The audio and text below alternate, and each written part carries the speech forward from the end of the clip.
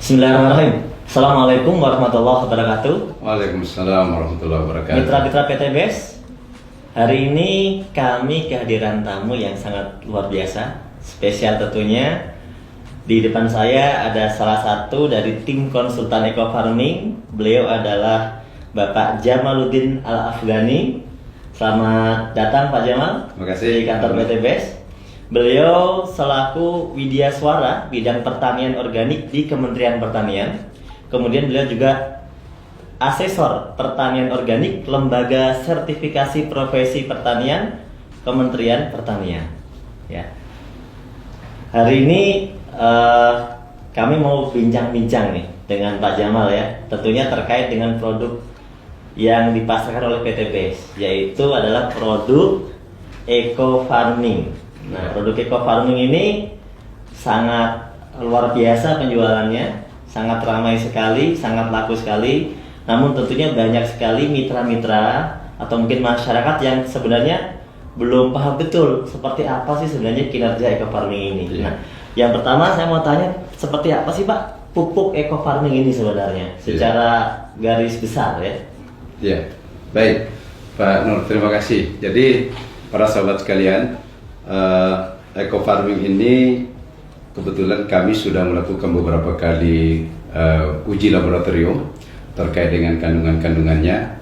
Jadi yang pertama tentu kalau yang sudah ada di kemasan yang sudah sering kita lihat adalah ada kandungan seorganiknya. Nah, seorganik ini adalah merupakan salah satu bahan yang sangat vital dalam memperbaiki kualitas tanah ya.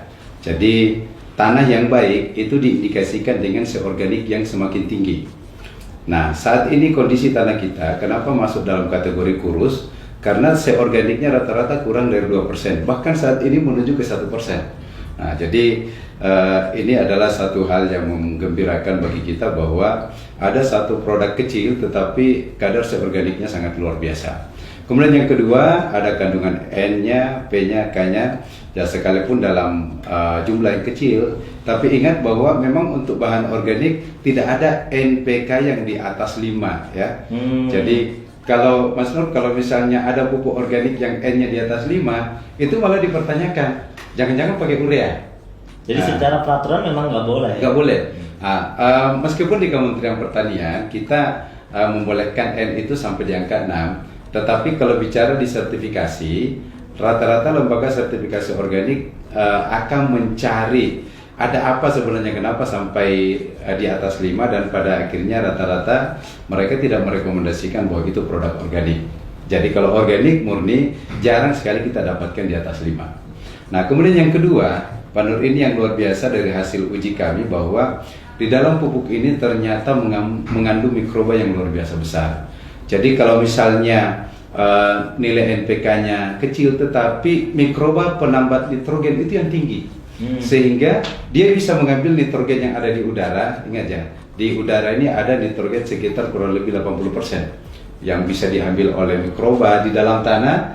Mereka juga mikroba-mikroba ini, kalau bahasanya kepala badan kami kemarin mengatakan bahwa mikroba ini ibaratnya adalah pasukan khusus.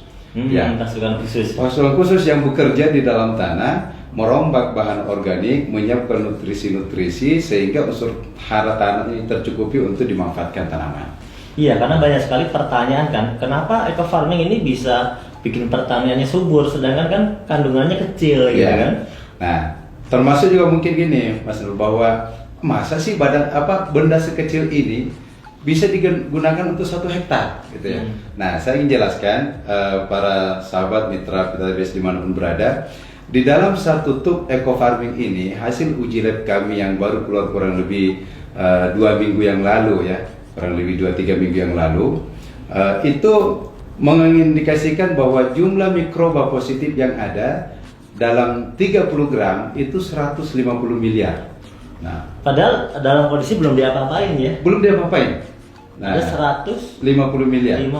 Itu minimal dari 5 kali ulangan di dalam pengujian di laboratorium, itu nilai terkecil adalah 150 miliar. Nilai tertinggi diperoleh 189 miliar. per 1 tub. Jadi kalau kita ambil tengahnya itu kurang lebih sebenarnya 170 miliar Rata-rata gitu ya? rata-ratanya ya. Itu maknanya apa? Maknanya begini, dengan mikroba yang dalam jumlah yang besar itu ketika kita aplikasikan ke tanah sebenarnya tidak perlu langkah awal tidak perlu sebenarnya kita lakukan pengembangbiakan lagi, fermentasi gitu ya. Itu yang pertama. Yang kedua, ketika kita aplikasikan ke tanah di dalam satu kali aplikasi, misalnya kemarin saya membuat sebuah catatan kecil bagaimana kita breakdown di dalam dalam 1000 ml itu ada 150 miliar misalnya. Nah, artinya setiap 100 ml itu ada kurang lebih 15 miliar.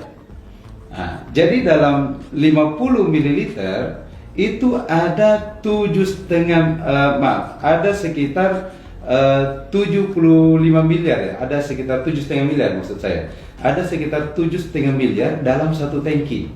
Dalam satu tangki yang dicampur yang dicampur dengan 15 liter air. Nah, ini artinya apa? Mikroba yang begitu banyak ketika kita aplikasikan, ini pertama ketika dia turun ke tanah, mereka akan berkolaborasi untuk memperbaiki kualitas tanah. Dan mereka ini karena jenisnya banyak, penambah nitrogen, ada pembuka stomata. Nah ini yang unik lagi, pembuka stomata, Mas Nur. Apa fungsinya pembuka stomata? Stomata itu kan ada waktu-waktu terbuka secara alami. Ya, sampai jam 10-an. Ya. Nah, tetapi dengan menggunakan eco farming ini, ada mikroba yang kerjanya memang membuka stomata di luar jamnya. Jadi bisa bertambah lama gitu terbukanya. Nah, sehingga kenapa kemudian teman-teman misalnya di sawit ya. Tadi kita dengarkan ada tamu dari Bengkulu mengatakan ada petani yang mengaplikasikan baru sekali, tadinya daunnya itu nggak bisa terbuka untuk keluar sawitnya, baru sekali aplikasi ternyata udah pada keluar setelah 28 hari. Nah, akhirnya mereka mengatakan, wah ini baru kali ini saya pakai pupuk yang bisa membuka daun secepat itu. Nah, kenapa itu bisa terjadi? Karena kerja mikroba.